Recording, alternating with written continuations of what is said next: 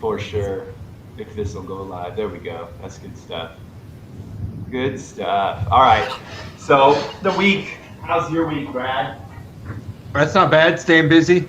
I feel like I'm working on about 50 projects at once, but so do I, dude. It's fun.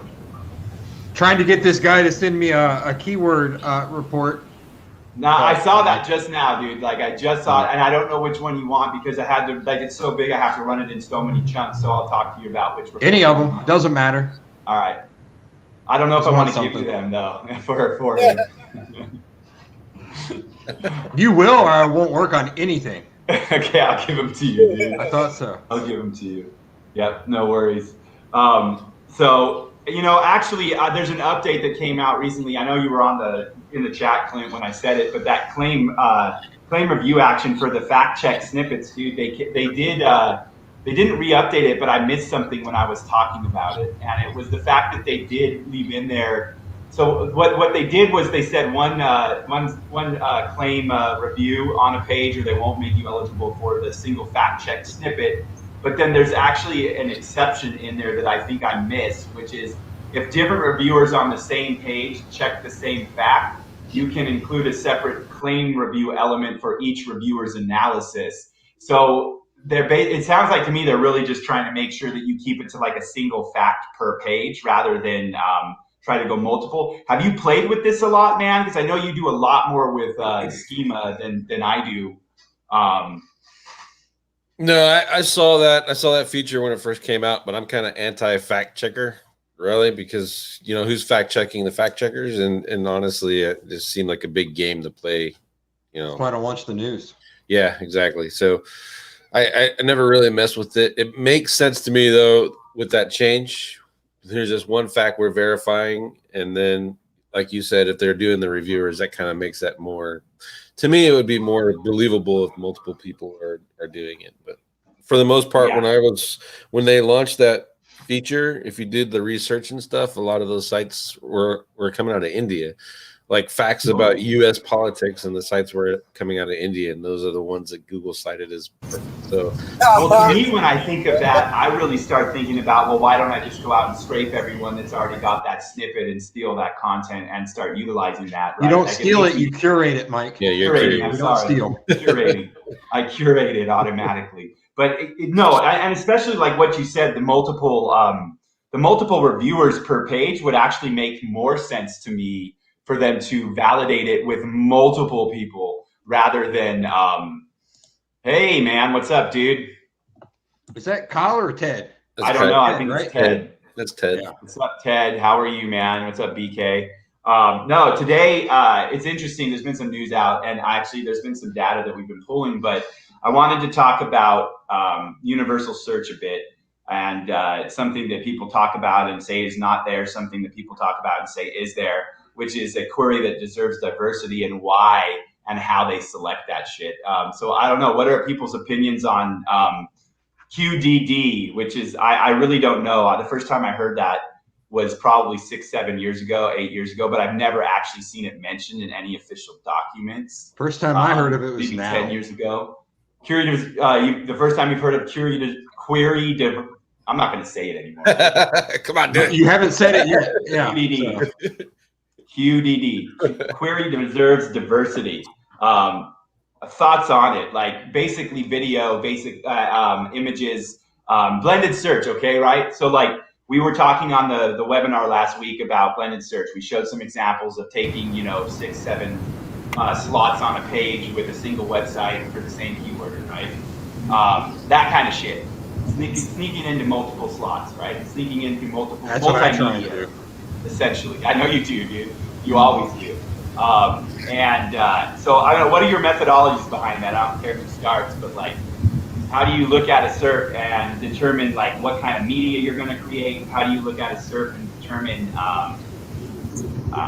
if you can slip through and slip in without having you got to look at the current search. competition? You got to look at the search that you're going for and see what Google is offering at the time, and then optimize. But yeah, I mean, whatever they're offering. The classic example, I think the classic example is you've got your localized search, and obviously you've got like your directories, like let's say Yelp, and then maybe another directory, and then you have maybe a local, and then you have like a national brand that is in the space. So I mean that's showing us QDD right there, whether they have officially mentioned it or not. And then sometimes you can get two or three different pages in most of them, but it's when you've got a page that is answering a question related to like the market level query, that from what I found that really dives into something that's got some volume behind it, and you have a nice piece of content that that kind of matches with some of the intent, because a lot of queries have maybe several different intent. Some of them are informative, some of them might be transactional, and so if you have an informative and a transactional page on the same website, then you can get a couple of those pages up, from what I've seen. No, absolutely. Clint, like, what are your thoughts on looking at a SERP like that? What are your thoughts on the way they deliver multimedia there? Like, do you have any input there, man? I do the same thing as Brad does. You go to the search results and see what Google's favoring right now. If they're looking for video and they got a video carousel, you do a video. If they're looking for, there's an image carousel in there, you throw up an image. If you're looking for a book, you use PLR and make a book. So it's like your keyline pie example. You're not gonna try and post a recipe if you're going for a SEO term, or like a local SEO term, But if you're baking, then you might go after the recipe stuff. Yep. Well, what did everyone notice how blended things got recently, and like queries that were not blended all of a sudden popped up, and they had local results, they had shopping results pop up. Did you see a shift in some of your queries? I've seen in the niche that we're working in, I've seen that they're actually removing directories. They're putting legit real sites in there now. Mm-hmm. Yep. People are catching on to the crap that they're doing, I think. What's really the huge directories in that niche used to dominate, but they're slowly. Yeah. And it was funny with each update, they just swap one directory for another. You're like, all right, which directory is doing well now? And then it's funny to see that happen. This time there's actually more legit businesses in there versus the directories now. So. I've noticed that in maps a lot too.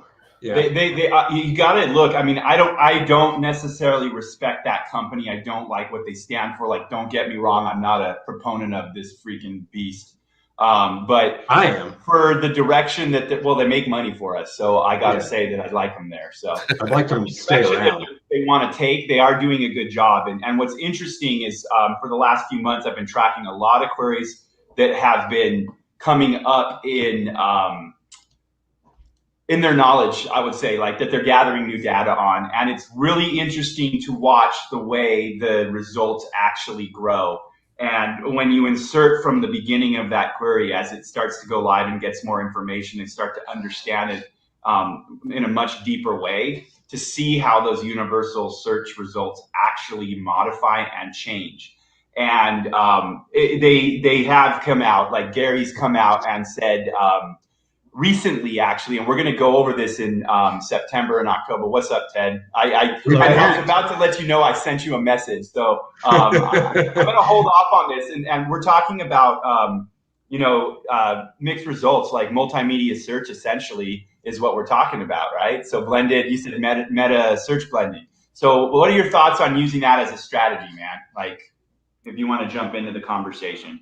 Well, I think it has its place. So the thing to keep in mind is that Google is a meta search engine. So it's blending ad search and image search and news search and local search and organic web search. And each of those different search engines is governed by different algorithms.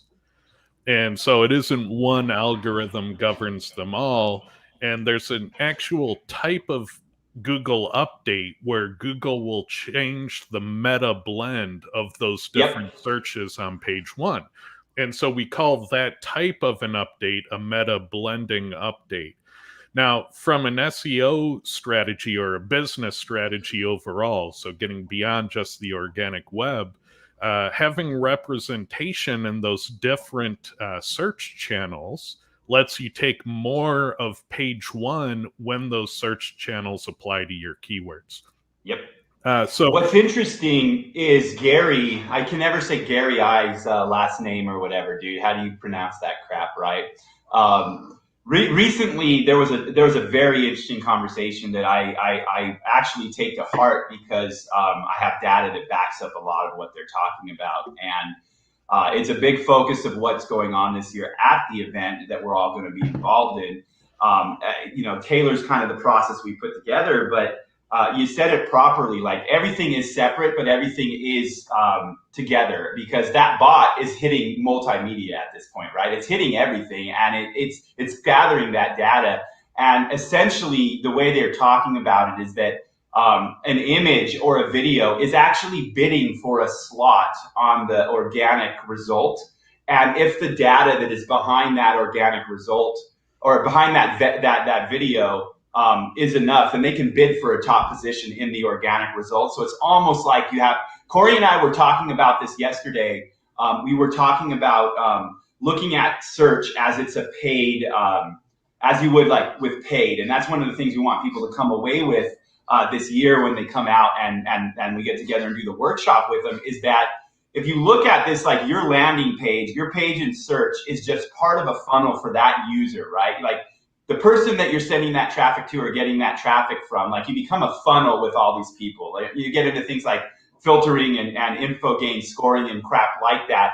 But if you look at it like that and you start optimizing for those users, they straight up came out and said, based on the click-through rate, based on this and all this information that we have on video, on imagery, on a book, like Clint said, all this different stuff. If it makes sense, that's how we can start to blend our search. So they have this user data back there that they can, based on those profiles for that piece of content, and now they can start bidding it in. It's like people also ask, right? That reorders based on usage, okay? And so when we start looking at that, I think it starts to make a lot of sense on, Corey deserves diversity is one thing, like, but what is that? Like people talk about it.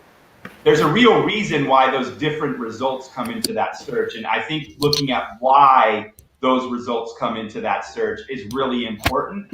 And with them saying off the record that that's based on user usage, then we start to really see why it makes sense to create video, do what Clint said, go create a PLR book or whatever, and create all this different media based on what Cora goes out and says to us, or whatever scraper we're using at the time that says, look, all this information, and this is what we've been talking about, and what we will continue to talk about like live and on these shows, is that the data that you collect, we can't get this from an API, right? We can't get this just going over and getting commoncrawl.org and pulling down that immense amount of data and trying to use it like Google uses it, right? We can never do that math because we don't have the data. That's kind of where I see where we're at right now, is that we have to be very smart about our data for SEO and scrape the right data, right?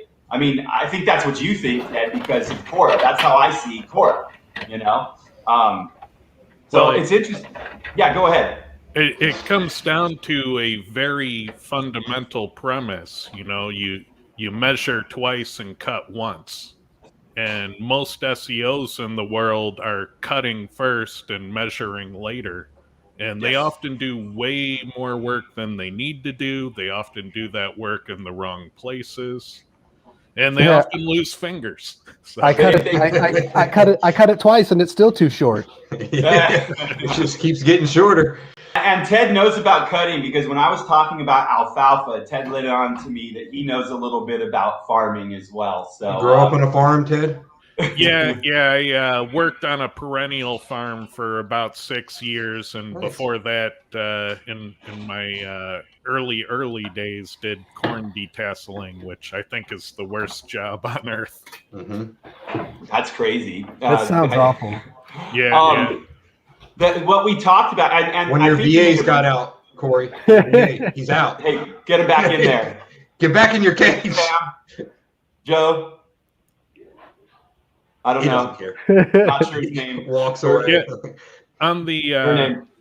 meta blending topic, a lot of SEOs think their job is done at number one, and there's a whole class of SEO beyond getting number one. Because once you get to number one, you can take more of page one and get more of the traffic off that page.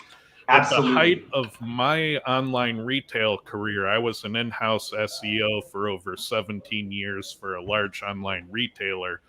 We would take all of page one and half of page two for probably about 50,000 different keywords going into Black Friday. And that's that next level. It's not just and when some of the stuff that we've talked about, Ted, about e-com, and I won't go into that right now, but when you take it to that level as well, and not only are you doing that with a single domain, but like in the network style stuff that Brad and I have been doing, you get into you doing this with multiple domains. And now this is why data is so freaking important. And this is why the process of understanding what you're doing from day zero to the end and then feedback that data in and continuing to improve is so freaking important. And that's why I think the only reason we ended up doing the event this year is because we realized that I'm seeing right now so many people, and I will not name any tools because no tools are like the worst tool out there. It's more of the fact that people are not using enough data or making the right decisions with their data.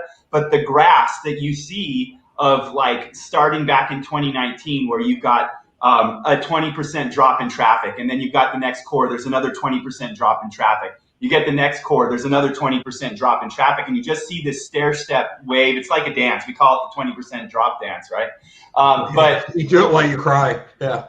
They're missing. What's happening, I've seen a lot, is people are putting up content. They're doing their initial research. They get their data and they throw it up, and they never come back to that group of content or that piece of content, and it's static. Well, Google's not static data. We all know that they're not sitting there, not analyzing everything constantly, right? Well, I would say they talk about 200 factors, Ted, but would you even venture a guess at how many things they look at on a page when they go in and do math for a single? I mean, that's...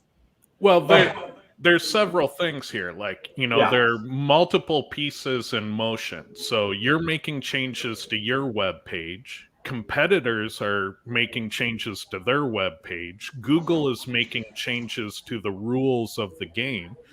Google might put in only 200 factors. My software measures well over 2,000 different factors because we don't know if it's arguably a factor, in the past or today or potentially tomorrow.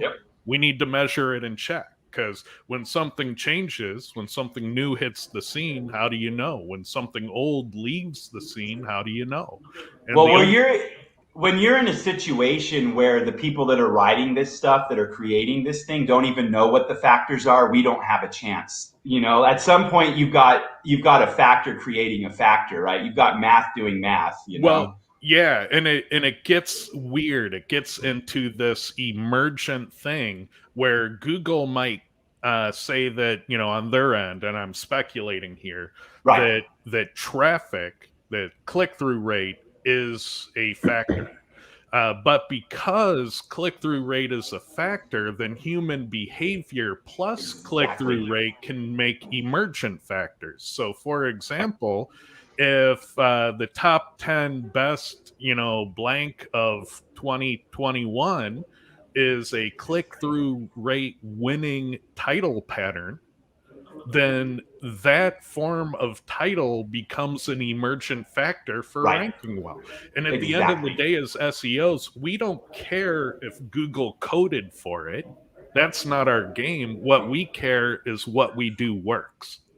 Absolutely. And so emergent factors are equally valid as the factors Google specifically coded in source code. And that's the beauty, man. And that's why I'm so excited that you're coming and we're doing a workshop this year, because I think when people get there and get hands-on with you and stuff with Cora, then you start to realize to get handsy with Ted, yes. Get handsy with Ted. And I think you said Lee's coming out to help you too or whatnot, or... Yeah, that's the tentative plan. So my idea for this is at the show, I'm going to make Cora available to anyone who's attending in person. And in between sessions or before or after, if you need help getting installed and running a few reports for your keywords and your website, kicking the tire, Lee and I will be there to help you out and help you see if it's, you know, the right solution for what you're. I got to go through some. I got to have Ted take me through Cora the way he uses it, and then I had Colin do it as well, and it was super beneficial. I'm really excited to see people's eyes open up to how important this data is because of these emergent factors. Particularly, this is why it's important people to understand like the tools that you use and the way you calculate and make your decisions and the data that you ingest into your reporting. Even, you know, ingesting something into OnCrawl when you're doing anything with like data IQ and trying to use ML to make predictions for your site, you have to have the right data sources. And there's only one right data source, in my opinion, and that's Google itself. And so you have to be scraping their data. Like you can never predict what is going to. I don't believe we can predict what they're going to do at all. We need their data. That's where I stand. And there's, you know, important things to understand about all SEO tools. Like all SEO tools are good for something, and all SEO tools fail at a certain point. And so you got to kind of understand the we got 5 SEO tools on this right here. Yeah, but they all, you know, they all have their purpose. You have to know how to use them, and at some point they have limitations. Well, I always come back to this to your point, Ted, is that the most important SEO tool is probably going to be your brain. Exactly. And you know, let's look at this with fresh eyes, as fresh as possible when you're going after a query, and see like, am I writing this just for the bots? Because I know like in my early days, I was like, I don't care if a human gets here or not. I just want to rank it, and then maybe humans will take some kind of action. And it worked, you know, that stuff worked, you know, lorem ipsum, some keywords. Let's rank this thing. But if you start, you know, analyzing things and using your brain, the human side of it, that's going to play a big part. Like, how does the page read? You have broken up blocks of paragraphs. You've got different page elements in there. You got a video. You got some images or whatever. You know, all of those tools that you have. If you're not running it through this thing right here, then what's the point? Well, that is, you know, I had a really interesting. I keep getting these questions since, you know, over the last couple of weeks. We've been talking about keyword exclusion and like fragmentation of content and URLs and stuff. And you know, people shoot over like, well, what keywords should I pull off of this page? And my question is like, well, who are you trying to convert on this page and who should actually be on this page? And until you know who should be on the page, you really can't make the determination of who shouldn't be on the page and what's the wrong like person to be bringing over here, what's going to send the wrong signals, right? Because I do have a focus on like user experience myself when it comes to this, because it's all about money. And if you do not start right from knowing who your buyer is and knowing what the actual journey of that funnel is and where they're going to convert, what they're supposed to do, then you can't make then you can't take the data and use that brain right there that I don't have, that Corey and Ted have. And maybe I just watched Wizard of Oz the other night. Yeah. Exactly. Yeah. Right. They're like, which one are you, Daddy? I was like, I guess it's got to be the fucking scarecrow. There's a common mistake that non-technical SEOs tend to make. They say, because I don't have that engineering brain, I can't figure this out. And the fact of the matter is that Google is just stack ranking websites. If you can figure out what's different from your web page versus the higher ranking web pages, odds are you're going to figure out what Google is stack ranking based on. Dude, I love how you said that. I love it. I love it because that comes down to, it's such a fundamental thing of who's my competitor at that point, who's really my competitor, who's my buyer. Like there's just so much that comes off of that. And absolutely, people will look at a query and say, okay, this is too difficult, but they're not really realizing that almost everything on that front page is not as relevant as they will be when they do what they're supposed to do, and they're not competition. Well, and there's limits even on that rationale, because sometimes what's different between your page and a higher ranking competitor is 10 years of link building. Right. And so when people say, well, if you're so good, why can't you rank for payday loans? I can. I just haven't been link building on that for the past 10 years. We've worked with I'm more to the clients that rank top for ranked that, website, and I'll get a page up there. Yeah, so it's hard to compete with some factor deficits, off page being the hardest one typically to compete with. But And time, can't fast forward, right? Yeah, what we tend to find though is that Google isn't adding its categories of factors together. They're kind of multiplying these buckets of factors together. So they're multiplying relevance times authority times user metrics, traffic. And they're coming up with a composite score that's used in the stack rank to sort these algorithms. What ends up happening, because they're multiplying and not adding, is that you can overcompensate for a deficit in off page by going nuts on your on page. The better your on page is dialed in, the less you tend to need off page to compete. Now, it doesn't mean you don't need off page, but it means that you can make up some of that space in a different category of factor. The off Well, we page always say start on page because it's the cheapest way to do it.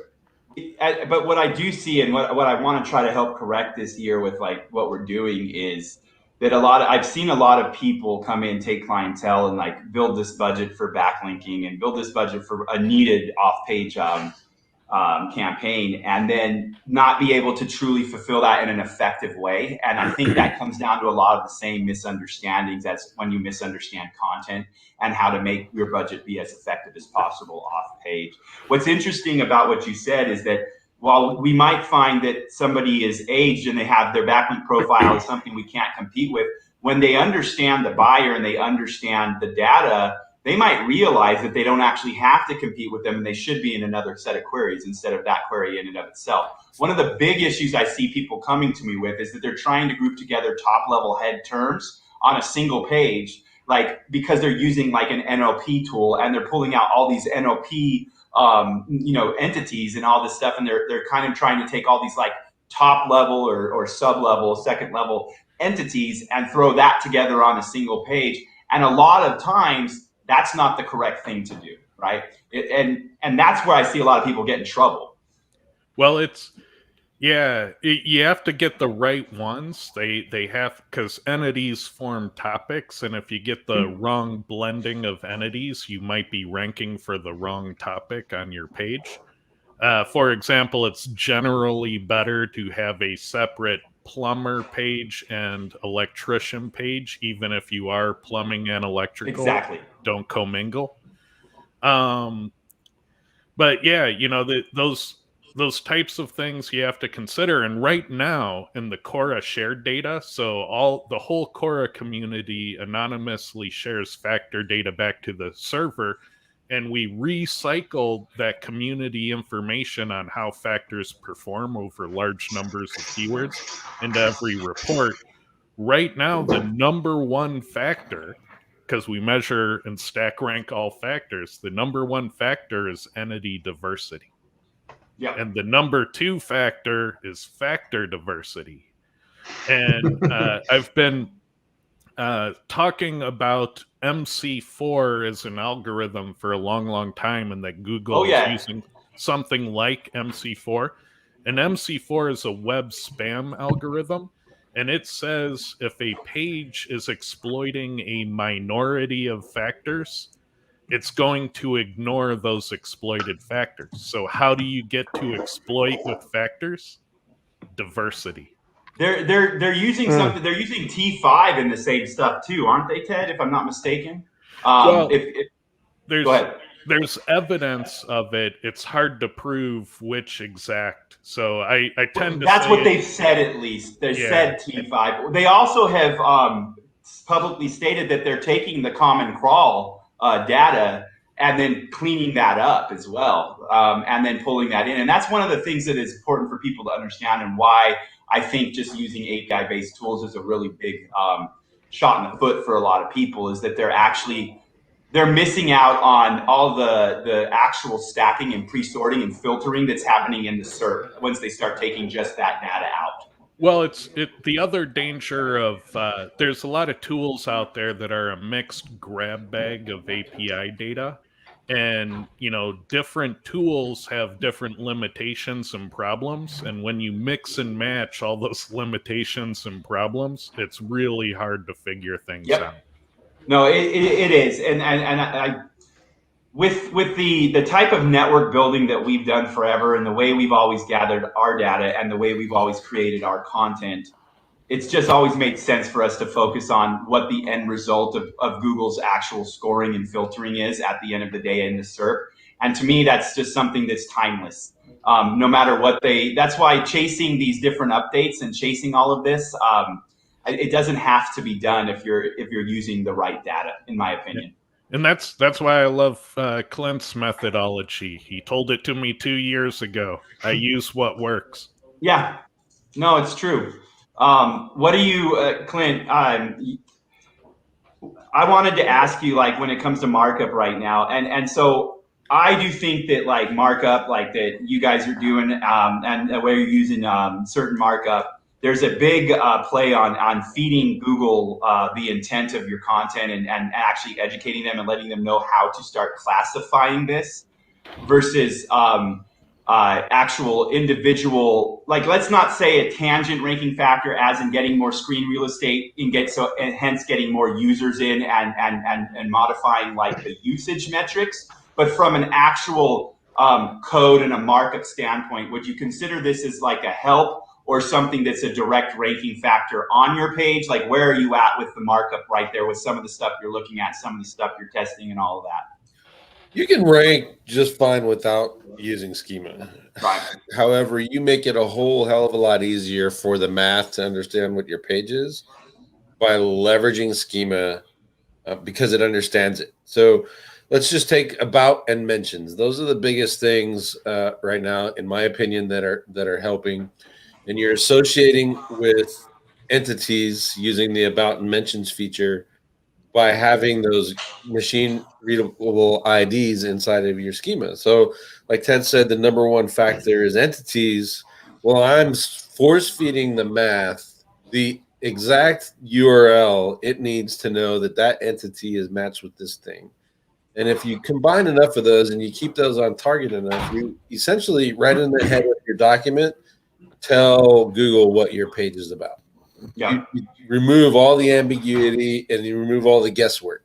Because as long as this system is still ranking rhinoplasty, whatever, in lorem ipsum, I know that Google is not reading the content. It's reading the code and is doing the math and the word placement and stuff. And one of the things that Ted points out, and I talk about a lot too, because Ted pointed out, and he's smart, is keyword density. And as long as I can rank a page with 90% keyword density, I know that Google is reading reading the words. It's not reading the context of the words, and is putting that association with the entities. Super LSI is the term, and putting that together and saying this is what the page is about. And I'm just doing that. I'm just using Schema to do it versus trying to. There is another benefit that I've seen, like actually, like Rob and Marco actually did point out that they had an e-commerce campaign that I kind of paid attention to. And what I will say is, knowing what's going on right now with everyone in the market, is that the benefit there of actually having the markup and that entity established around you on page is pretty freaking nutty, man. Because I can see two website profiles that appear very, very similar, and see one that has not been affected by recent changes, and the ones that are protecting themselves in this manner, that are actually disambiguating the way you're talking about, they're not experiencing the traffic loss that websites who are not doing that are. So this is not necessarily a thing that has ranked them in the way I'm talking about it, but what it has done is it's protected their traffic from being decimated. I'm talking about 80, 90%. I was looking at one with what's gone on recently, I've seen it offset some of the link loss when it comes to how they have devalued and how they've rolled in some of the flags that used to take you over to a manual action. They've rolled it in very recently into some of the algorithms, right? And I've seen it protect in that case as well. So it's actually been very interesting lately on how a lot of what I've seen them do with their AI and their like pattern and their recognition has been offset by certain markup, man. And I don't know if you're seeing that in your data or your campaigns, but I'm seeing it quite a bit. I've seen it a lot lately with the protection that markup is offering, saving someone's ass essentially. Well, I think it's not so much saving their ass as you're going above and beyond what everyone else is doing to help Google identify and clear things up. And when no one else is identifying and clearing things up, then you're the best one out there. Obviously, you're going to stay, right? You're not, it may even overlook some other things because you've manipulated the understanding of your page versus others. It is the overlooking, and it's not necessarily a preservation of the actual. We'll just call it link juice. There's so many different factors there. It's not necessarily a preservation of that. It is definitely more of an understanding, and that the Google sees and understands that website's profile quite a bit better. And the way I look at it is that they're able to. I don't know if you've noticed, but recently there's been markup changes in the way Google has delivered markup in their search. Like they're doing a lot of things in the back end with some of the stacking and different filtering that has really kind of changed how personalized search and different things work. And that is where I'm starting to see the tie-in of, I understand, as I'm Googlebot right now, I understand this website better because it's clearer to me, and so certain factors that they can see are remaining with that profile rather than dropping off of the profile when certain things roll out in the cores when they push out of different markets is what I'm trying to say. So it's very interesting that this gets back into like some of this emergent stuff where we really can't predict, but like these best practices, like there are certain things with markup that I will always do now because of some of the data I've seen. And that does change though per market. I'll tell you, I've seen drastic changes in the way they deliver different multimedia aspects of a query in like days since they started really pushing out these last few, continuing these last few updates and rolling stuff out. We're calling it Google Mum because they're calling it Google Mum, that group of algorithms, yada, yada, yada. We'll call it whatever they want to call it. They've gotten quick, man, and they really are understanding these things a lot better right now. And I think they've taken that one. They're going to get exponentially better. Yes, that's how AI works. All the time, yeah. Really. And they're taking that step closer to understanding empathy. And I truly believe their end goal is to like be able to understand empathy implicitly, and they have predictive search goals. I don't know, Ted, what's your thoughts around these kind of topics? Well, it's always an arms race. So the reason that rhinoplasty plano still lives on today is because Google only supports about 12, 13 languages with BERT. And because of that, they need something else for all other situations. So that default functionality still has to exist, and that's why there's this constant default of rhinoplasty plano. With Mum, they're going to come out of the box with all languages. No, they did. And did you see the tests that they ran that they made public? I'm sure you did. Yeah. And so the threat is, Mum is the right kind of technology as long as it scales well enough to take out the rhinoplasty plano situation. Will it? Won't it? Don't know. But it's market by market, maybe in some markets, I don't know. But the problem with it is that Mum is going to be out there. The models and everything are going to be out there, so it's going to create next generation web spam. Because the other thing that Mum it has already. It's beautiful. Is creating content, auto-generated perfectly human readable created content. So, Mum is going to solve the problem and create a much bigger problem. I believe it already has, to be honest. I believe they've been creating this problem for 1.5 to 2 years, and it's been very profitable for us.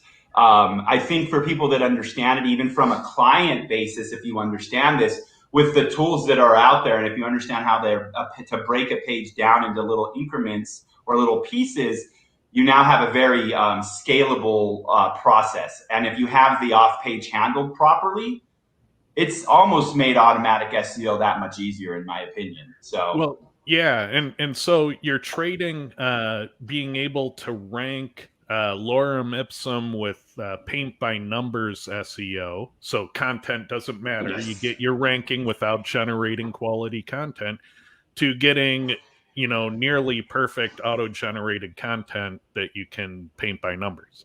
Absolutely. No, So and I know you've seen it because I've talked to you about some of the things that you've seen, and I've shown you. There are very interesting things going on right now with different factors like video and even the snippets. There's very interesting things that we'll be talking about, and I don't want to talk about it at a private place. I want to talk about it in the workshop. But there's a very interesting way to use the snippets and to structure a website that literally you get this beautiful reverse waterfall of a brand new site just sucking up all the traffic. I mean, there's amazing things that can be done right now. I think that also comes with a lot of responsibility, though, as well.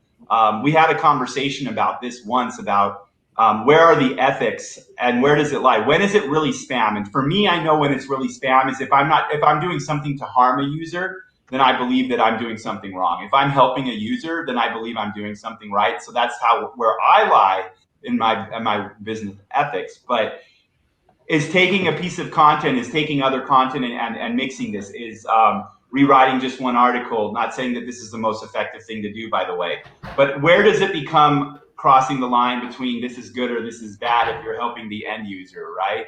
And so I think it's important for us to all explore that from like an ethics standpoint, is like, where does that line get crossed? And when we started, we did a little test course about, personalization and cloaking. And we talked a little bit about that line of like, there is definitely this line that you cross from being like just a marketer into being actually black hat and doing something you shouldn't be doing, right? And so that's definitely not for me in terms of service, right? For me, it's not.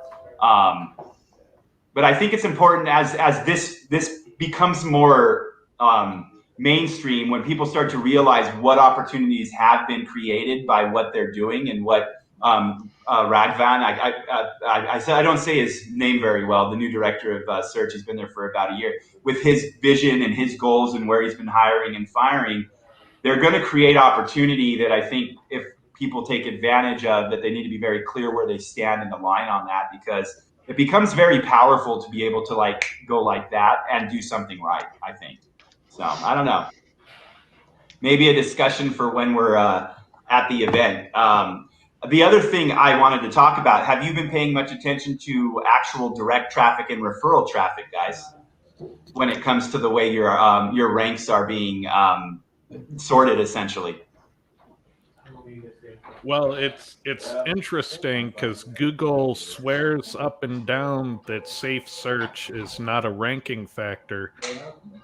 They just announced it too. They just said it's no longer. They keep saying it's no longer too. Well, right? I think it's kind of one of those partially true, half true things. I think what's happening is it's not determining rank, but it's validating when other signals are legit or not.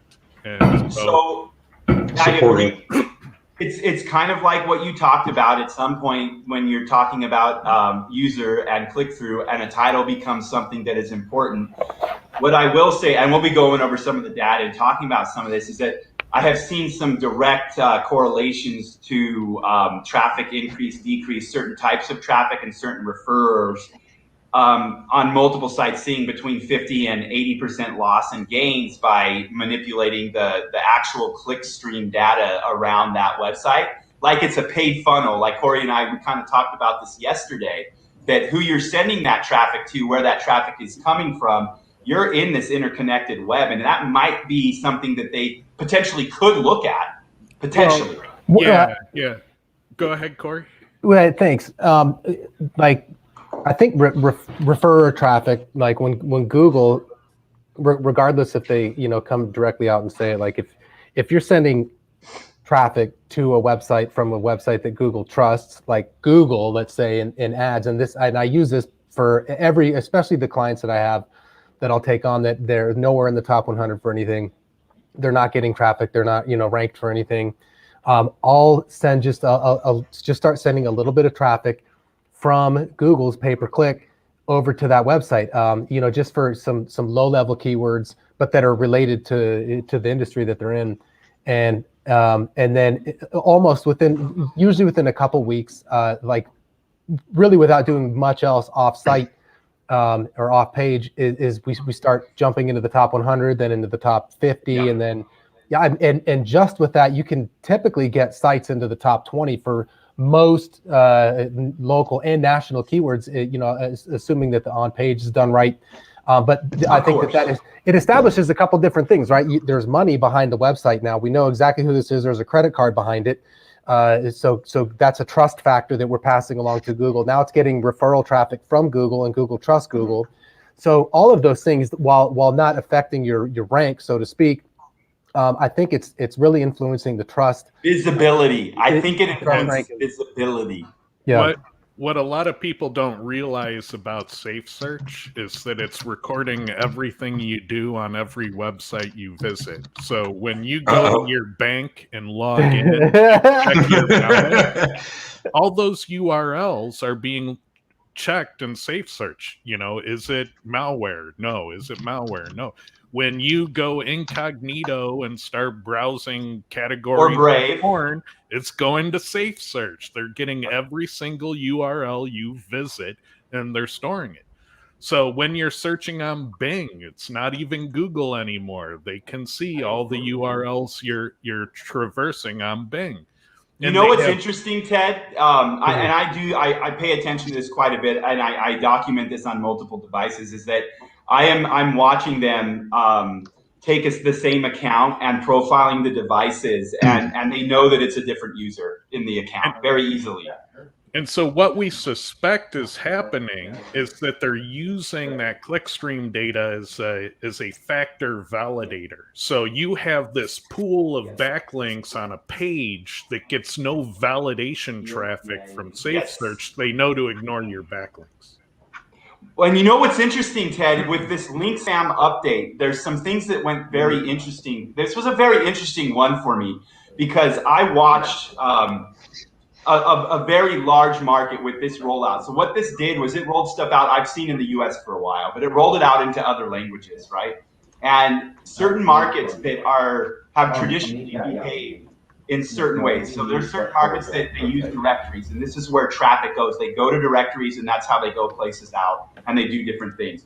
What I saw them do recently is, even though that the traffic is there and that the referral traffic is in the backlink profile, the people that were not building links like they do in the US have lost 80% of their traffic, even though the traffic is there. And I'm still waiting for it to pop back, because I do think that these validation factors that you're talking about should pop these links back into being valuable. But so far, they've devalued these based on those factors I said that used to take you over to a manual review.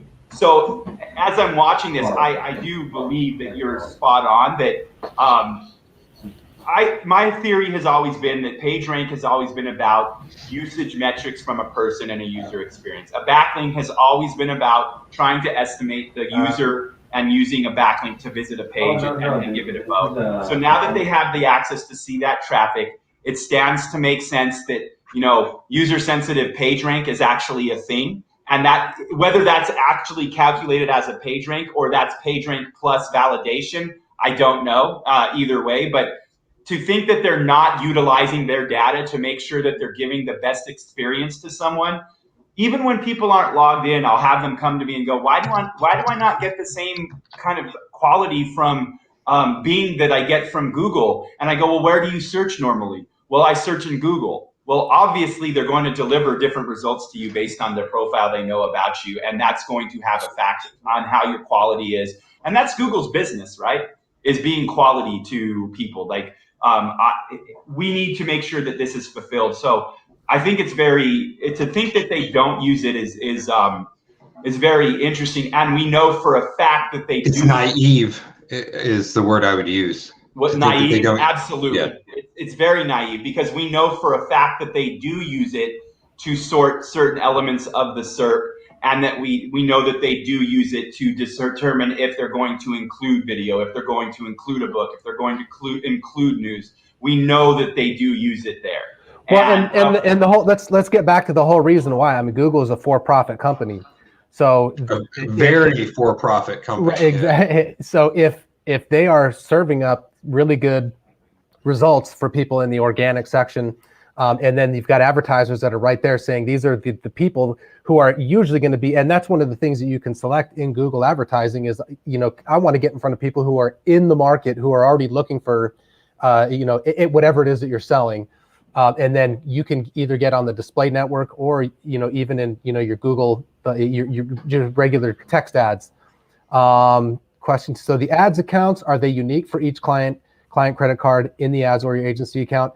That's a great question. Some of them, it's a mix of both. In my experience, it really doesn't matter whose credit card is on file, as long as that credit card has not been associated with any chargebacks or anything negative that Google would ban that credit card for a certain entity. But really, that in my experience doesn't matter. What's interesting there is that years and years ago, we watched as Google was able to start recognizing different credit cards in the same corporate account that were issued to different users.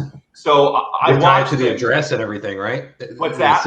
They tie it to the entity essentially. There's a bunch that they do there. Like when we were doing a lot of clickjack never mind. When we were doing different things, you don't do clickjacking. No, when we were doing different things, we were able to see when Google started determining, okay, this set of cards right here is no good because it's all tied to the same entity, and we can profile that, right? So that's when series LLCs started becoming a thing, where we needed to create multiple. But even from a legitimate perspective, if you get your account too high, and people are probably wondering why you need multiple accounts. If you get your account too high, the shave on that specific account gets outrageous, or you could follow all of the rules and still lose it based on whatever criteria they want to follow. So that would be the reason, if anyone out there is asking why you would have multiple accounts, is because you don't want one singular account getting too large, because you're putting all your eggs in one basket. At that point, you could lose everything. It's like link building. It's the same thing as link building. Right now, I've seen way more white hat websites affected by the latest link changes than I have people that are doing it outside of terms of service, just because there's history. And when Google decides to make some changes, of course it's going to affect people. I mean, they've been doing it the way they've been told, and now it's different, right? So Penguin was the worst. I still think that was the worst situation I ever saw from a business standpoint for people. I don't know how many people you talk to in tears, everyone, but I had people calling, crying constantly, firing. That's mainly me calling you. Yeah, nothing compares to Caffeine Instant Mayday in my book. That's true. That sequence of updates killed Longtail. That was the end of the good years. That really was, man. Caffeine was nutty, bro. I think it didn't affect as many businesses that I saw myself as the Penguin stuff did, but I wasn't doing a lot of client work, Caffeine Mayday update hit the big businesses. That's when you saw Gap and Banana Republic closing down brick and mortars because of online sale losses. I would say that I wonder, it would be interesting to know how much job loss, how the difference in the two was affected job loss, because I saw thousands and thousands and thousands of job loss with both, or I would say with Penguin. Caffeine, I don't think I saw a ton because I was way more affiliate at the time. So when we say entity, is that similar to a taxonomy? We use it in a very loose way. It can hold multiple definitions. I think in the particular scope of how we're using it for SEO, a taxonomy is a classification, right? An entity, as defined by SEO, is a person, place, thing, or event. So when you're referencing person, place, things, or events in your content that are supposed to be associated with your keyword, you're supporting and building the relevancy of the page. Yeah, Yeah. good. Well, a lot of the time, absolutely. When I say entity, I'm actually talking about an individual entity for the campaign, which is the business. Like when I say establish the entity, I So just mean It's establishing the social, make it look real. you're establishing Yeah. the person, place, thing of that. Yeah, exactly. No, you're 100% correct. And I just want to clarify how. Where a lot of times when we talk about entity too, we're talking about the niche as a whole, because if you can disassociate the entity, you're essentially saying, I'm going to take this plumber site, I'm going to disassociate the entity, and now Google thinks that they're a payday loan site, you know. Yeah, the and association then of rankings. that business's entity and that profile to the market level entity, essentially, or the market level topic or whatnot. It's interesting because they have, and Ted mentioned, you know, all these things that are being opened up. There's different spam being opened up. They've opened up some pretty sickening, easy ways to harm people at the same time, which we won't ever talk about because I don't want to be part of that kind of information spread. But the things I've seen with businesses being hijacked and being basically shut down out of search. Luckily, a lot of them can be fixed very quickly, but it's terrifying. If you know what to look for. Yeah, that's true. In line with the Google ads for the client sites, do you use Google Stacks on or YouTube vids on their pages for the same reason? Wonder where the line is for Google trusting. Dude, Google trusts Google stuff, dude. I'm going to just say it. And you know what? One of the best ways that Google will trust that, Michael, is that if you just set up like a G Suite, so you got your email address, because there's a credit card. Like how often, money with them? Yeah. If you spend a couple bucks with Google, there's instant credibility, there's instant trust right there, and then a link from a YouTube video, even if it's not your own, is going to be just as important as having your own YouTube channel. So it really, Google loves all that Google stuff. The Google Stacks, I don't know, maybe Clint or Mike, if you guys can talk about that. My thought is it's much easier to go in there and create the Google properties. I mean, I could do it in like 2 minutes, create them all, interlink them. Anyone can do that. Not anyone can put down a credit card for a G Suite. You got to be serious. For $7 a month, you have to be really serious to spend $7 a month on that G Suite. Well, I mean, you have to be much more serious than going out and creating an account. Yeah, a credit card on file is someone to sue if it goes too far. So it's not the money; it's the accountability. Exactly. I'm not putting my accountability in there like that if I'm creating Google. Plus, then I would lose track of all these Google accounts. And I'm like $7 a month adds up over 1,000 accounts. You have to be, if you're gonna use it in your spam, you have to be very hardened, and it's not worth it doing it for most of the stuff people talk about in the public when it comes to creating accounts. Like the way that most people advertise it and do it, it's not worth it. That's true. But here the thing, the point that Corey's making is that there's real businesses and then there's a business created for spam, right? And there's a trend that real businesses have financial backing and they can pay money. So having that there does represent something more legitimate than something that is not powered by a credit card and a profile. Let's look at proof on that. So right at when the lockdowns happened nationwide or worldwide, you saw a huge shift where there was a lot more visibility for your local businesses. Like right now, most of it is just all ads before you start scrolling. Everything above the fold is ads. But they did that on purpose. Right. Well, because if these local businesses lose business, they're the ones that are paying, $300 a month to make Google, $80-90 billion a year. So.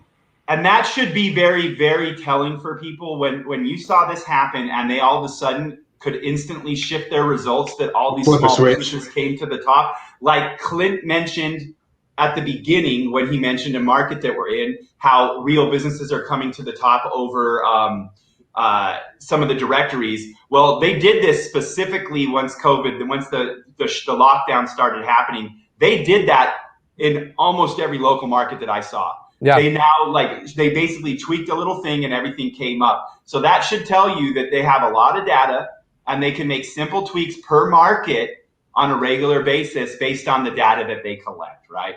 And so that's what this process this year is all about. Like, that's why we're having Corey coming and teaching paid. I have multiple campaigns right now where I can actually look at and say, this direct traffic from this place, or this referral traffic from this place, or this direct traffic had this direct effect on the ranking. And we're talking about 80 to 50 to 80% changes based on the traffic profile of the campaign or of the site.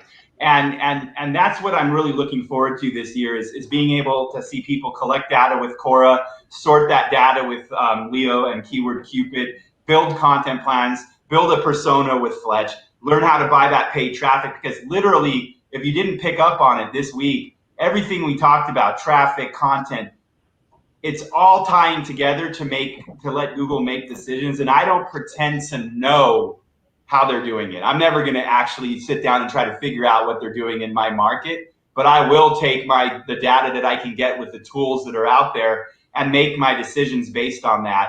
And so far, it's been working for us. So I think it's going to be a fun year to go over all of this stuff. I really think it's going to be a good workshop. For those of you asking about paid, the workshop day, what's up, May? I'm going to call you May anyways, May. Congrats on that business stuff, by the way. I do think that the workshop day, for people that want to incorporate the paid there as well, it's going to be beneficial to your SEO. And that's why it's there this year. The process is super solid. Reasons. Yeah. I think it's going to be fun. I don't know. I'm looking forward to everyone's presentation. I'm going to learn a hell of a lot this year. I'll tell you that. What's not fun is running out of time, though, Mike. And we have. We did. We hit that hour mark. And on that note, if you're coming to the event, tell me why I'm saying we hit that hour mark, and maybe look into why some of the Google employees always are excited when they hit that hour mark on their video. A little hint. Same reason as the cam girls. Same reason. Hey, Ted and Clint, thanks for coming. Ted. Yeah, appreciate you guys. Really appreciate you having me. Before I jump, anyone use Enterprise?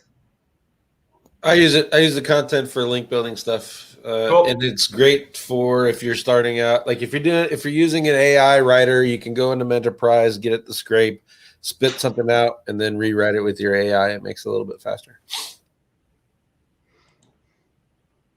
What's up, Kenny? How's that gold market going, bro? I don't have any friends. Thanks, everybody. We'll see you all next time. Appreciate it.